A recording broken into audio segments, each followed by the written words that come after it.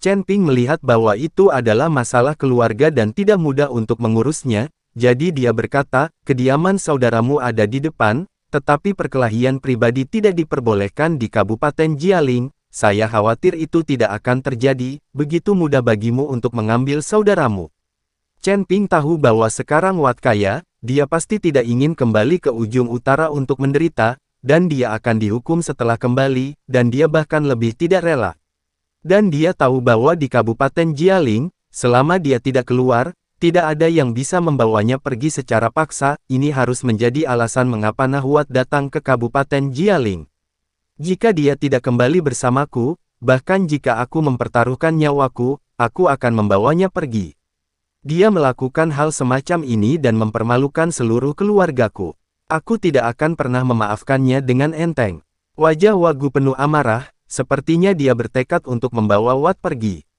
Melihat ke tangki ubin, Chen Ping menghela nafas dan berkata, dalam hal ini, aku akan membiarkanmu pergi, mungkin aku di sini, dan akan lebih mudah bagimu untuk membawa pergi saudaramu. Terima kasih, Tuan Chen. Wasilinder berkata dengan penuh syukur. Meskipun Wagang tidak mengerti apa yang dikatakan Chen Ping, mudah untuk membawa adik laki-lakinya bersamanya, tetapi karena Chen Ping bersedia membantu, Wagang sangat berterima kasih.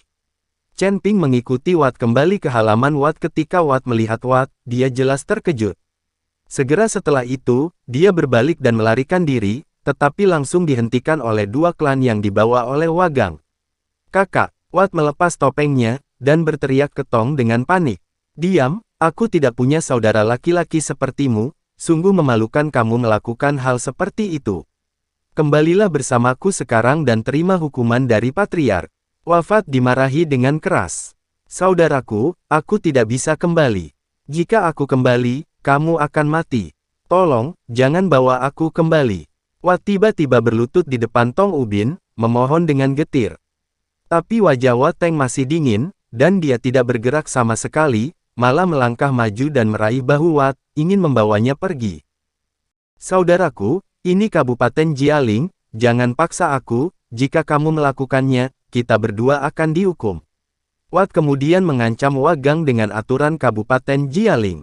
Bahkan jika kamu melanggar aturan Kabupaten Jialing hari ini, aku akan membawamu kembali. Setelah Tangki Ubin selesai berbicara, jika Anda menariknya dengan keras, Anda akan menarik Watt ke atas.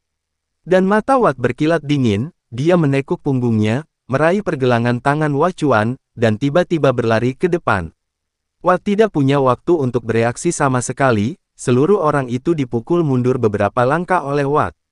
Dia tidak menyangka Watt akan melawan balik, yang membuat wajah Wagu penuh keterkejutan. Kakak, seperti yang aku katakan, aku tidak akan kembali. Jika kamu memukulku, maka kita akan mati. Bagaimanapun, aku akan mati jika kembali. Watt berkata dengan wajah tegas.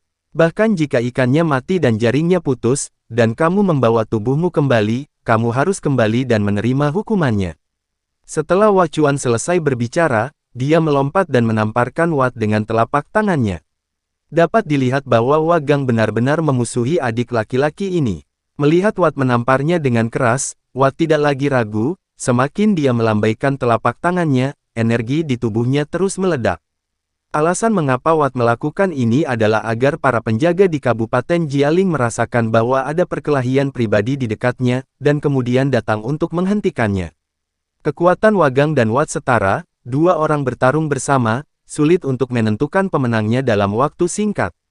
Pertarungan keduanya memang menarik perhatian para penjaga dari Kabupaten Jialing.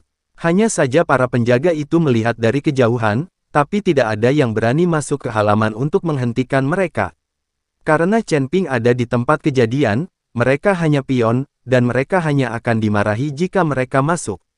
Watt dengan cepat melawan ratusan gerakan dengan tangki ubin, tetapi dia tidak bisa melihat seorang penjaga datang untuk menghentikannya, dan dia tiba-tiba menjadi bingung.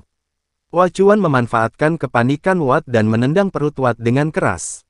Watt ditendang keluar dan jatuh dengan keras ke tanah. Melihat hal tersebut, kedua klan yang datang bersama Watt Teng bergegas maju untuk mengendalikan Watt. Tuan Chen, saya membuat Anda tertawa. Setelah mengendalikan Watt, Wagu mengatakan sesuatu kepada Chen Ping karena malu, lalu melambaikan tangannya dan berkata, bahwa dia pergi. Segera, Watt dikawal keluar dari halaman. Tolong, tolong, seseorang berkelahi secara pribadi, seseorang memukuliku. Setelah Watt keluar, dia melihat seorang penjaga tidak jauh dari pintu, jadi dia berteriak keras. Setelah melihat para penjaga di Kabupaten Jialing, ekspresi Wagang jelas berubah, dan dia berkata kepada kedua anggota klan, kamu bawa pria itu kembali sebentar lagi, dan saya akan tinggal dan menerima hukuman dari Kabupaten Jialing. Kedua klan itu mengangguk dan mengendalikan Watt untuk maju. Dan Wagang siap diinterogasi dan dihukum oleh para penjaga. Jangan khawatir, tidak akan terjadi apa-apa, ayo pergi. Chen Ping tersenyum dan menepuk bahu Wachuan. Wagang tidak mengerti apa maksud Chen Ping, tapi dia mengikuti Chen Ping dan terus bergerak maju. Bantu aku, selamatkan aku. Saat melewati para penjaga itu, Watt berteriak seolah menggenggam sedotan.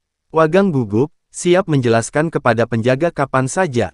Tapi pemandangan aneh muncul, para penjaga itu mendengar teriakan Watt, seolah-olah mereka tidak mendengarnya, mereka semua menoleh ke samping, pura-pura tidak melihatnya.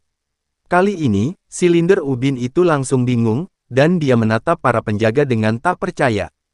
Sampai mereka pergi, para penjaga itu tidak mengejar mereka. Benar-benar aneh, apa yang terjadi pada para penjaga itu hari ini. Wagu penuh keraguan dan berkata, bukankah aku mengatakan itu, dengan aku di sini, tidak akan terjadi apa-apa. Chen Ping sedikit tersenyum.